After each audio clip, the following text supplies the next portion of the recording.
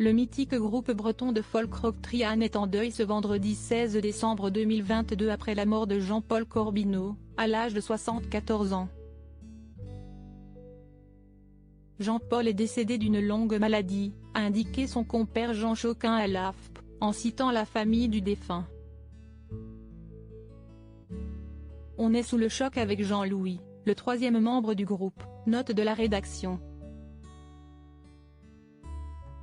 On savait qu'il était malade mais on espérait, a-t-il ajouté, alors qu'il a également confié pour Ouest France que Jean-Paul a été très courageux, qu'il ne s'est jamais plaint, et qu'il a toujours été de l'avant.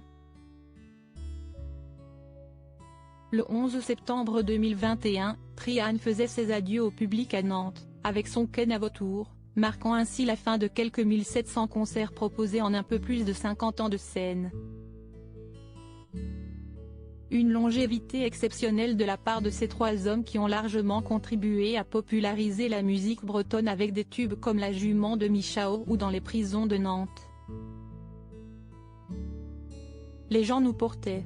Ils étaient à la fois heureux et malheureux de nous voir partir et nous on était à la fois heureux et malheureux de leur dire au revoir, déclarait Jean-Paul Corbineau à l'époque, alors qu'il était déjà malade.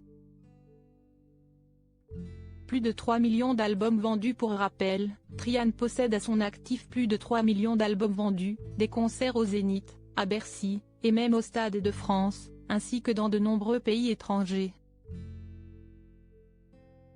En France, ils ont battu le record de longévité des frères Jacques, célèbre quatuor vocal, actif de 1946 à 1982, composé d'André Bellec, Georges Bellec, François Soubeyran et Paul Touraine. La première prestation du trio avait eu lieu en décembre 1970 près de Carnac, Morbihan, devant une poignée d'amis. Jean-Paul Corbineau était alors acheteur pour un supermarché à Nantes, tandis que Jean Choquin était assistant administratif à la Compagnie Générale Transatlantique et Jean-Louis Jossic professeur d'histoire et de géographie.